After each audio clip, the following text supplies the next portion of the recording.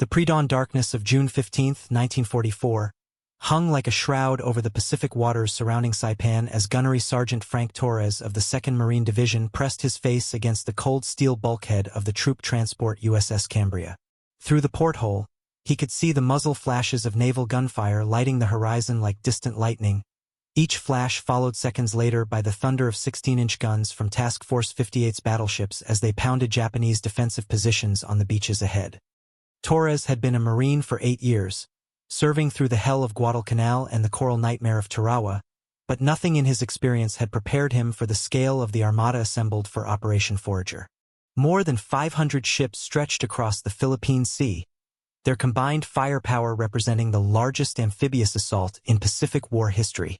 The 2nd Marine Division and 4th Marine Division, supported by the 27th Infantry Division, would deliver 71,000 American troops against the 31,000 Japanese defenders of the Mariana Islands garrison.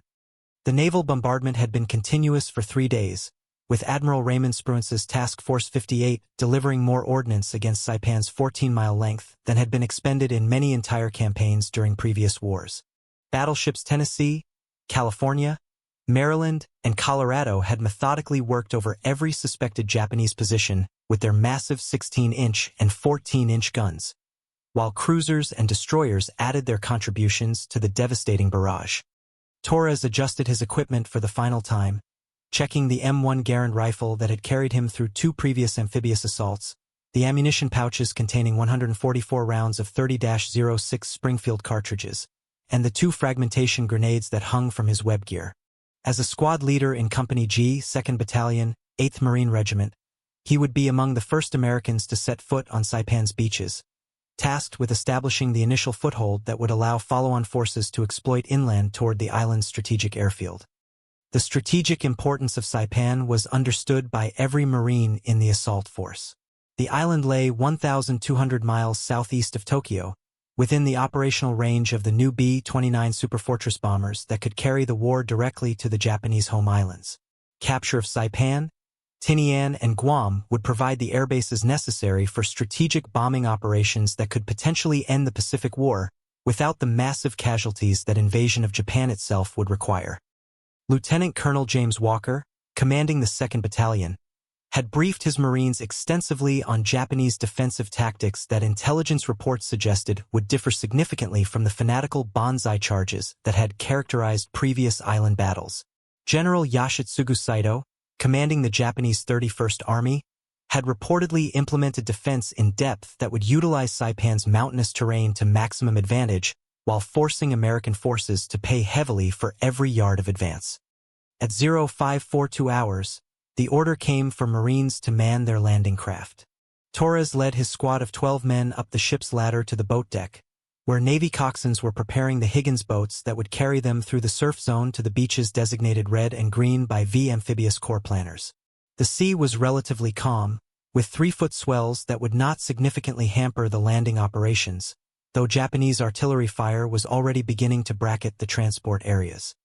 The first Japanese shells began falling among the American fleet at 0600 hours, as coastal defense batteries that had survived the preliminary bombardment opened fire on the massed ships offshore. Torres observed through his field glasses as geysers of water erupted around destroyers and cruisers that were providing close fire support, while Japanese gunners attempted to range the more valuable transport vessels carrying the assault troops. USS Rocky Mount, Admiral Holland Smith's command ship for the V amphibious corps, took a near miss from a Japanese 6-inch gun that showered her decks with shell fragments without causing significant damage. The incident demonstrated that Japanese coastal defenses retained substantial capability despite 3 days of intensive bombardment, suggesting that the landing would face more determined resistance than optimistic intelligence estimates had predicted. Torres's landing craft hit the water at 0630 hours, beginning the 7-mile run toward the beaches as part of the first assault wave that would establish the initial beachhead. The Higgins boat carried 36 Marines plus a Navy crew of 4, packed so tightly that movement was almost impossible while the craft pitched and rolled through the moderate seas toward the increasingly visible shoreline. Japanese artillery fire intensified as the American landing craft approached the beaches, with mortar rounds and artillery shells creating a deadly pattern of explosions in the surf zone that demolished several boats and scattered others throughout the assault formation. Torres observed direct hits on at least 3 Higgins boats within his field of vision, their wooden hulls disintegrating under the impact of high-explosive rounds, while Marines and sailors disappeared beneath the waves. The beach designated Red 2 came into view at 0645 hours, revealing the effects of the massive preliminary bombardment that had preceded the assault. Palm trees had been shattered into splinters, concrete bunkers showed gaping holes from direct hits by naval gunfire, and the entire shoreline was scarred by shell craters that had turned the tropical paradise into a lunar landscape of destruction. But Japanese defensive positions that had survived the bombardment immediately engaged the landing craft with machine gun fire and anti-boat guns that had been carefully positioned to create interlocking fields of fire across the approaches to the beach. Type 96 25mm anti-aircraft guns, hastily converted to anti-boat roles, began systematically engaging individual Higgins boats with armor-piercing rounds that could punch through the wooden hulls and detonate among the packed Marines inside. Torres's landing craft took its first hit 200 yards from the beach, when a Japanese machine gun position opened fire from a concealed bunker that had survived direct hits from 16-inch naval shells. The 77mm rounds stitched across the boat's bow, killing the coxswain instantly and wounding 2 Marines who were crammed into the forward section of the overcrowded vessel. Corporal Mike Kowalski, a veteran of Tarawa serving as Torres's assistant squad leader, took over steering the damaged landing craft while Marines returned fire with their M1 rifles at muzzle flashes that were barely visible among the ruins of Japanese defensive positions. The firefight continued for the final 100 yards to the beach, with casualties mounting in both the landing craft and the defensive positions as American and Japanese forces engaged in point-blank combat. The Higgins boat grounded on Red Beach 2 at 0652 hours, its ramp dropping onto coral sand that was already stained red with blood from previous landing waves. Torres led his squad off the boat at a dead run, immediately seeking cover behind a damaged seawall that provided minimal protection from Japanese fire while allowing the Marines to organize for their advance inland. The beach scene was chaos beyond description. Dozens of landing craft were grounded along the shoreline, some intact and unloading their human cargo, while others burned from direct hits that had killed most of their occupants. Japanese mortar fire fell continuously among the American forces, while machine gun positions that had survived the preliminary bombardment engaged individual Marines with devastating accuracy. Torres counted his surviving squad members, finding that 2 had been killed during the final approach to the beach, while 3 others suffered wounds serious enough to require immediate medical attention. The effective strength of his 12-man squad had been reduced to 7 Marines within minutes of landing, casualty rates that exceeded anything experienced during previous amphibious assaults. Medical corpsmen from the 2nd Marine Division were already working among the casualties, providing first aid under fire while attempting to evacuate the most seriously wounded to aid stations that were being established in whatever cover could be found. Navy doctors and corpsmen displayed remarkable courage, exposing themselves to Japanese fire while treating Marines whose injuries ranged from minor shrapnel wounds to traumatic amputations that would normally be fatal without immediate surgical intervention. The advance inland from Red Beach 2 began at 0715 hours, as surviving Marines from the first assault wave organized into provisional units and began attacking Japanese defensive positions that controlled access to the interior of the island. Torres's reduced squad was attached to Company F, whose original commander had been killed during the landing, for an assault on a concrete bunker complex that dominated the approaches to Saipan's coastal road. Japanese defensive positions demonstrated sophisticated engineering that had been carefully planned to maximize their effectiveness against amphibious assault. Concrete bunkers were positioned to provide mutually supporting fields of fire while remaining concealed from naval observation, connected by communication trenches that allowed defenders to reinforce threatened positions without exposure to American fire. The bunker complex assigned to Torres's provisional unit was typical of Japanese defensive engineering throughout Saipan. Reinforced concrete walls 18 inches thick provided protection against direct hits from naval gunfire, while steel doors protected the entrances from flamethrower attacks. Interior chambers were connected by tunnels that allowed defenders to continue fighting even after individual positions were overrun.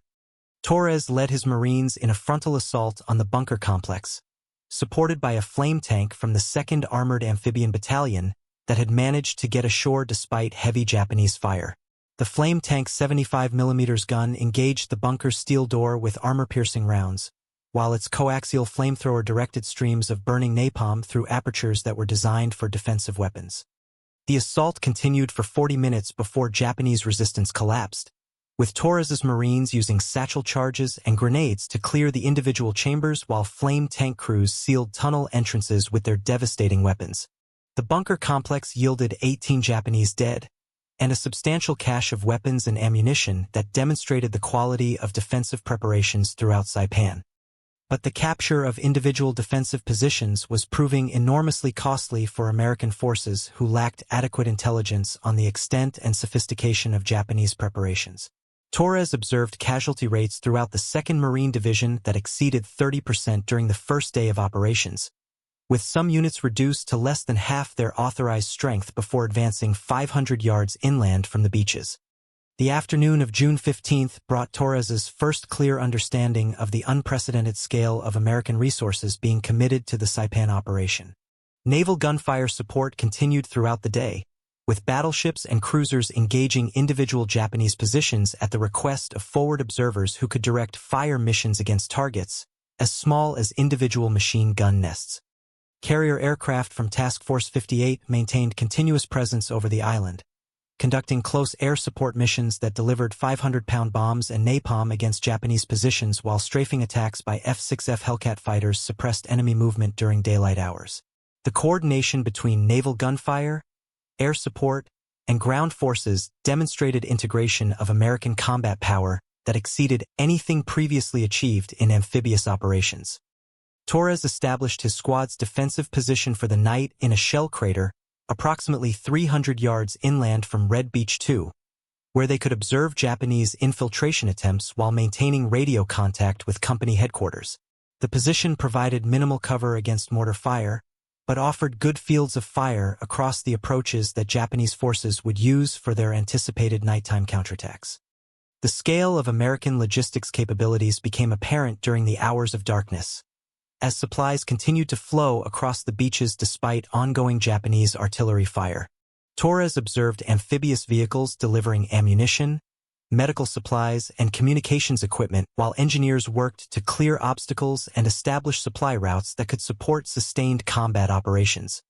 More significantly, Torres could observe in the distance the lights of hundreds of ships that remained offshore to provide fire support and logistics capabilities for the ground forces. The sight was unlike anything he had witnessed during previous Pacific campaigns, representing industrial and military capacity that dwarfed anything the Japanese Empire could deploy in response. June 16th brought renewed American offensive operations as the 2nd Marine Division and 4th Marine Division expanded their beachheads while advancing toward the objectives that would secure Saipan's strategic airfield. Torres' squad participated in the attack on Islito Field, the Japanese air base that was the primary strategic objective for the first phase of the operation. The advance toward Islito Field required movement through terrain that had been carefully prepared by Japanese engineers to channel American attacks into predetermined killing zones. Anti-tank ditches, minefields, and camouflaged bunkers created obstacles that forced Marines to conduct time-consuming reduction operations while exposing themselves to fire from positions that remained concealed until American forces came within effective range. Torres' squad encountered their first major Japanese defensive position at 0830 hours, when they approached a camouflaged bunker that commanded a critical road intersection leading toward the airfield. The position appeared abandoned until Marines came within 50 yards, at which point Japanese defenders opened fire with machine guns and rifles that had been carefully positioned to create a deadly crossfire. Corporal Kowalski was killed instantly by the first burst of machine gun fire, the 77mm rounds virtually decapitating him while he attempted to locate the source of enemy fire. 2 other Marines were wounded seriously enough to require immediate evacuation, reducing Torres' squad to 4 effective personnel who were pinned down by fire from positions they could not locate precisely enough to engage effectively. The tactical situation was resolved by the arrival of a Sherman tank from the 2nd Tank Battalion, whose 75mm gun engaged the Japanese bunker with high explosive rounds that demolished the concrete structure while killing all defenders inside. The tank's intervention allowed Torres' squad to continue their advance, but demonstrated their dependence on supporting weapons that might not always be available when needed.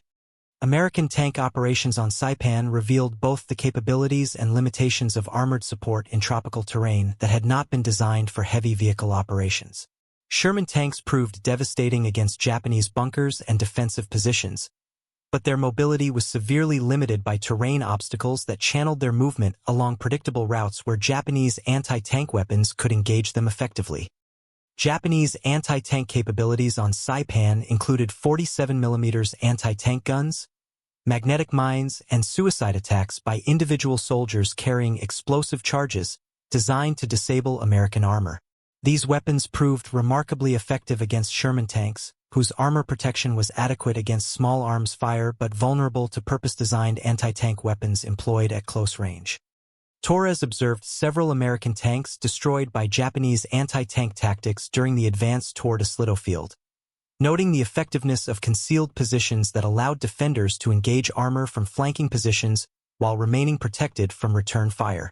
The tank losses emphasized the importance of close coordination between armor and infantry in terrain that favored defensive operations. The capture of a Slido field was completed on June 18, providing American forces with their first major strategic objective, while demonstrating the effectiveness of coordinated operations by Marine, Army, and Navy units. Torres' squad participated in the final assault on the airfield's defensive perimeter, attacking Japanese positions that had been carefully prepared to deny American use of the strategic facility. Japanese defenders of a Slido field fought with characteristic determination, conducting individual suicide attacks and small unit operations that inflicted casualties far exceeding their numerical strength. Torres observed Japanese soldiers detonating explosive charges among advancing Marines while other defenders conducted banzai attacks that achieved tactical surprise despite their ultimate futility.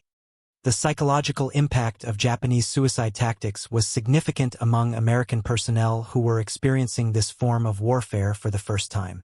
Torres noted changes in behavior and decision-making among his Marines that reflected the stress of facing enemies who preferred death to surrender while conducting operations that seemed designed primarily to inflict maximum casualties on American forces. But the capture of a Slido field also provided Torres with his first clear understanding of American strategic capabilities that extended far beyond immediate tactical operations.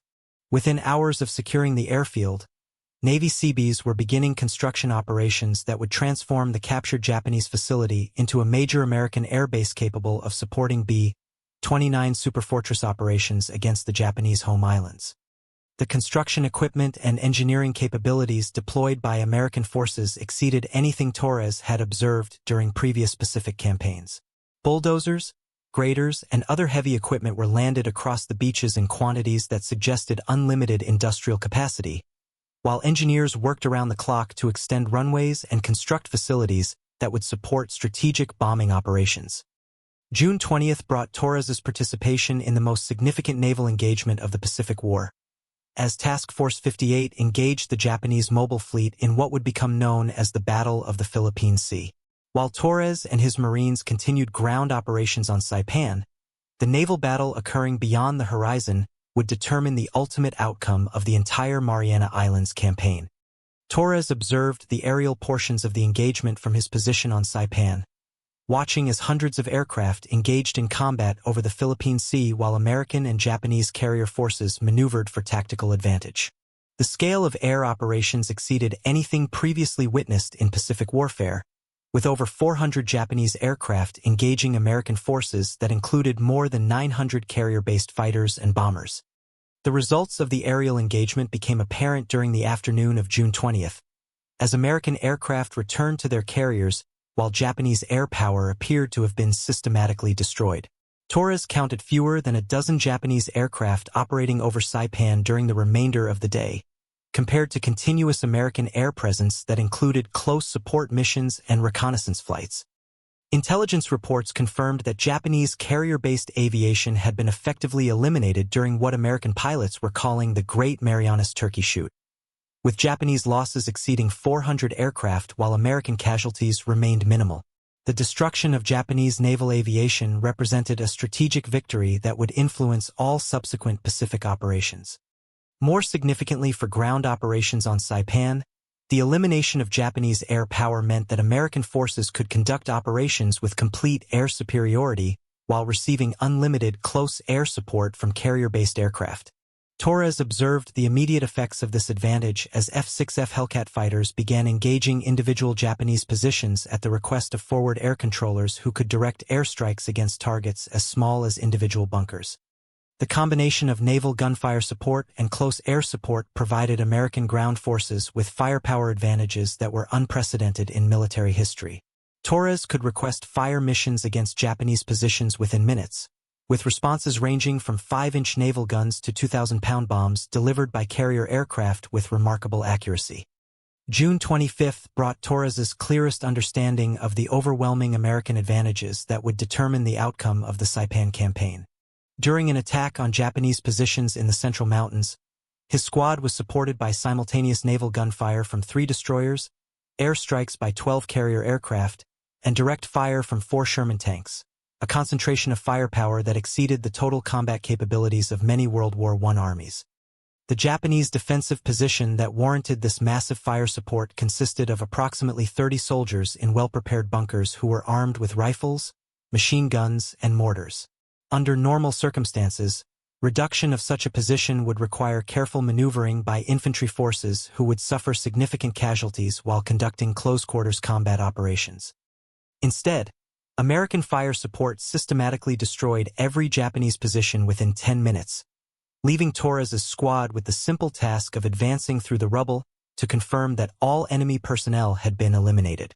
The disparity between American firepower capabilities and Japanese defensive resources was so enormous that ground combat had become largely one-sided despite the tactical competence and determination of individual Japanese soldiers. Torres observed similar tactical situations throughout the remainder of the Saipan campaign, as American forces applied overwhelming firepower advantages against Japanese positions that could not respond effectively to the scale of destruction being directed against them. Individual Japanese units continued to fight with characteristic determination, but their resistance was ultimately futile against American capabilities that seemed unlimited. The psychological effects of this firepower imbalance were significant among both American and Japanese personnel. Torres noted growing confidence among Marines who understood that they possessed overwhelming advantages in every category of military capability, while intercepted Japanese communications suggested declining morale among defenders who recognized the hopelessness of their tactical situation. July 4, 1944, brought American Independence Day celebrations on Saipan that emphasized the transformation of the island from Japanese fortress to American airbase within less than 3 weeks of continuous combat operations. Torres participated in flag-raising ceremonies at Islito Field, which had been renamed Isley Field in honor of a Navy commander killed during the initial assault. The ceremonies were conducted while Japanese forces continued to hold positions in the northern mountains of Saipan, but their resistance was clearly limited to isolated pockets that could not influence the strategic outcome of the campaign. American engineers were already extending the airfield runways to accommodate B-29 Superfortress bombers that would begin arriving within weeks to conduct strategic bombing operations against Japan.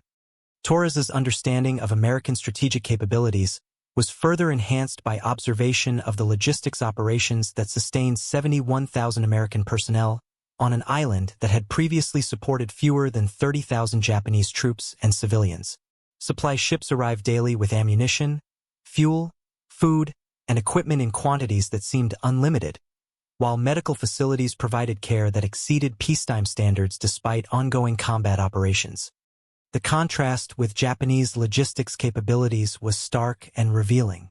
Captured Japanese supply documents indicated severe shortages of ammunition, medical supplies, and food that had plagued the garrison even before American forces landed.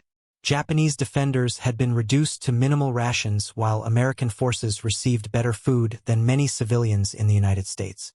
July 7th brought the final Japanese counterattack on Saipan, as General Saito organized approximately 3,000 surviving Japanese soldiers for a banzai assault against American positions near Tanapag Harbor. Torres's unit was positioned in the path of the attack, providing him with first-hand observation of the largest Japanese ground assault conducted during the Pacific War. The Banzai attack began at 0445 hours with Japanese forces advancing in waves against American defensive positions that had been carefully prepared with interlocking fields of fire and concentrated automatic weapons. Torres's Marines engaged the attacking Japanese with M1 rifles, 30 caliber machine guns, and close support from artillery and naval gunfire that had been pre-registered on likely avenues of approach. The Japanese assault achieved initial penetration of American defensive lines through sheer determination and acceptance of enormous casualties, with individual Japanese soldiers continuing to advance despite multiple wounds while their comrades fell around them. Torres observed acts of individual courage and sacrifice that were remarkable even by the standards of Pacific warfare. But American firepower advantages proved decisive once the attack was fully developed and fire control measures could be implemented effectively. Artillery fire from the 27th Infantry Division, naval gunfire from destroyers offshore, and automatic weapons fire from defensive positions created a killing zone that no infantry assault could cross regardless of the determination of individual attackers. The Banzai attack was repelled within 2 hours, leaving approximately 2,500 Japanese dead in front of American positions while achieving no significant tactical objectives. Torres's Marines suffered fewer than 50 casualties during the engagement, demonstrating the effectiveness of prepared defensive positions supported by overwhelming firepower advantages. The psychological impact of the failed Banzai attack was enormous among surviving Japanese personnel, many of whom chose suicide rather than continued resistance that had clearly become hopeless. Torres observed numerous individual suicides and small group self-destruction among Japanese soldiers who could not accept the reality of military defeat. American casualties during the Banzai attack were notable primarily for their limited scale compared to the destruction inflicted on Japanese forces. Torres's company suffered 3 killed and 12 wounded during the engagement, casualty rates that would have been considered light during World War I battles that involved similar numbers of attacking personnel. July 9th brought the official end of organized Japanese resistance on Saipan, with General Sato's suicide marking the conclusion of the campaign that had demonstrated American military capabilities on an unprecedented scale. Torres participated in mopping up operations that eliminated the last pockets of Japanese resistance while engineers continued expanding the airbase facilities that would support strategic bombing of Japan. The statistics of the Saipan campaign provided Torres with numerical confirmation of what he had observed through personal experience. American forces had eliminated approximately 30,000 Japanese military personnel while suffering fewer than 3,500 killed and 13,000 wounded, a casualty ratio that demonstrated overwhelming tactical advantages in every category of military capability. More significantly, American industrial capabilities had sustained continuous combat operations by 71,000 personnel for nearly a month while simultaneously supporting similar operations throughout the Pacific theater. The logistics achievements alone exceeded the total military capabilities of most nations, while the integration of naval, air, and ground forces represented military competence that no enemy could match. Torres's personal realization of Japanese strategic hopelessness came during the flag-raising ceremony at the conclusion of the Saipan campaign, when he observed B-29 Superfortress bombers landing at Isley Field for the first time. The 4-engine bombers represented American industrial and technological capabilities that could carry the war directly to Japanese cities with payloads that exceeded anything previously possible in aerial warfare. Each B-29 Superfortress could carry 20,000 pounds of bombs over distances that would allow strikes against Tokyo, Osaka, and other major Japanese cities from bases in the Mariana Islands. American production schedules called for delivery of hundreds of these aircraft, creating strategic bombing capabilities that could potentially end the Pacific War without requiring invasion of the Japanese home islands. The contrast between American and Japanese industrial capabilities was illustrated by intelligence reports indicating that Japanese aircraft production was declining while American output continued to increase exponentially. Japanese industry was operating under severe resource constraints while American factories were achieving production rates that exceeded wartime requirements for most categories of military equipment. Torres understood that his personal combat experience on Saipan represented a small portion of American military operations that were occurring simultaneously throughout the Pacific theater. Similar campaigns were being conducted against Japanese positions from the Aleutian Islands to New Guinea, each supported by industrial capabilities that allowed unlimited ammunition expenditure and replacement of all equipment losses. The strategic implications were clear to any professional soldier who understood the relationship between industrial capacity and military success. American forces could sustain any level of combat operations indefinitely while Japanese capabilities were being systematically destroyed faster than they could be replaced. Japanese defensive tactics on Saipan had demonstrated remarkable tactical competence and individual courage, but these qualities were insufficient to overcome American advantages in firepower, logistics, and industrial support that rendered Japanese resistance ultimately futile regardless of the determination of individual defenders. Torres's post-Saipan assignments included participation in subsequent Mariana Islands operations against Tinian and Guam, both of which demonstrated similar patterns of overwhelming American advantages against Japanese forces, whose resistance was tactically competent but strategically hopeless. Each campaign required less time and fewer casualties than the previous operation, suggesting that American military competence was increasing while Japanese capabilities continued to decline. The psychological transformation among American personnel was remarkable to observe. Marines who had approached the Saipan landing with considerable apprehension about Japanese defensive capabilities were conducting subsequent operations with confidence that bordered on routine competence. The understanding that American forces possessed overwhelming advantages in every category of military capability had eliminated much of the uncertainty that had characterized earlier Pacific campaigns. Japanese personnel captured during subsequent operations displayed psychological effects that reflected their understanding of strategic hopelessness. Many prisoners expressed amazement at American industrial capabilities and logistics achievements that exceeded their previous understanding of what was militarily possible. The contrast with Japanese resource constraints was so enormous that many captured personnel questioned whether continued resistance served any rational military purpose. Torres's participation in the October 1944 Battle of Leyte Gulf provided additional perspective on American strategic capabilities that extended far beyond the tactical operations he had observed on Saipan. The naval engagement involved over 200 American ships, supported by aircraft from more than 20 aircraft carriers, representing military capabilities that exceeded the total resources of most nations throughout their entire military history. The destruction of remaining Japanese naval capabilities during the Leyte Gulf engagement effectively ended Japanese ability to conduct major offensive operations while confirming American dominance throughout the Pacific Ocean. Japanese naval aviation had been eliminated earlier during the Mariana Islands campaign, while their surface fleet was now reduced to scattered units that could conduct only limited defensive operations. American industrial achievements during 1944 provided statistical confirmation of what Torres had observed through personal experience. Shipbuilding programs were delivering aircraft carriers, battleships, and destroyers faster than combat losses could reduce American naval strength, while aircraft production exceeded requirements for all active theaters combined. The strategic bombing campaign against Japan, conducted from airfields on Saipan, Tinian, and Guam, demonstrated the ultimate application of American industrial capabilities against Japanese homeland targets that could not be defended effectively. B-29 Superfortress bombers delivered thousands of tons of incendiary bombs against Japanese cities, creating destruction that exceeded anything previously achieved through conventional warfare.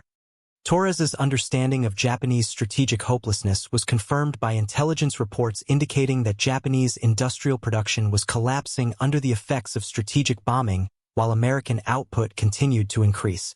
Raw material shortages, transportation disruption, and facility destruction had reduced Japanese military production to levels that could not sustain continued resistance against American forces. The conclusion of the Pacific War in August 1945 validated Torres's assessment of Japanese strategic hopelessness that had crystallized during his observation of American capabilities at Saipan. Japanese surrender followed immediately after atomic bombing of Hiroshima and Nagasaki, confirming that continued resistance was militarily impossible against American technological and industrial advantages.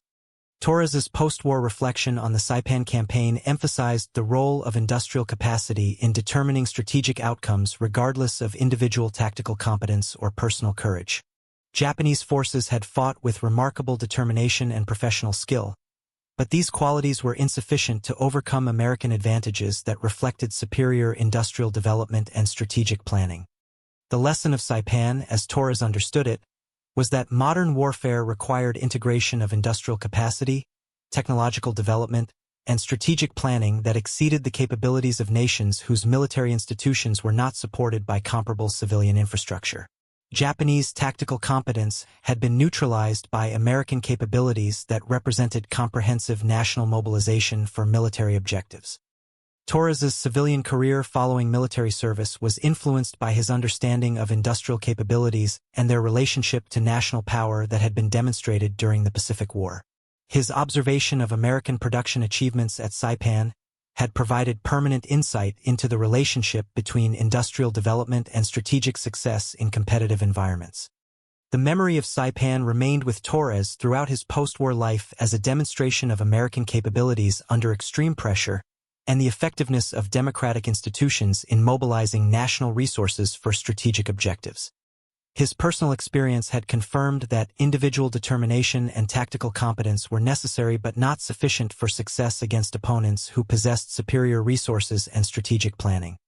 For Torres, as for thousands of other Pacific War veterans, Saipan represented the moment when American victory became inevitable regardless of subsequent tactical developments. The demonstration of overwhelming American advantages in every category of military capability had made Japanese defeat a mathematical certainty that no amount of individual courage or tactical competence could prevent. The realization that Japan could never win the war had come through accumulated evidence of American industrial and military capabilities that exceeded anything previously seen in military history. Torres's personal observation of these capabilities during the Saipan campaign had provided permanent understanding of the relationship between national resources and strategic outcomes in modern warfare.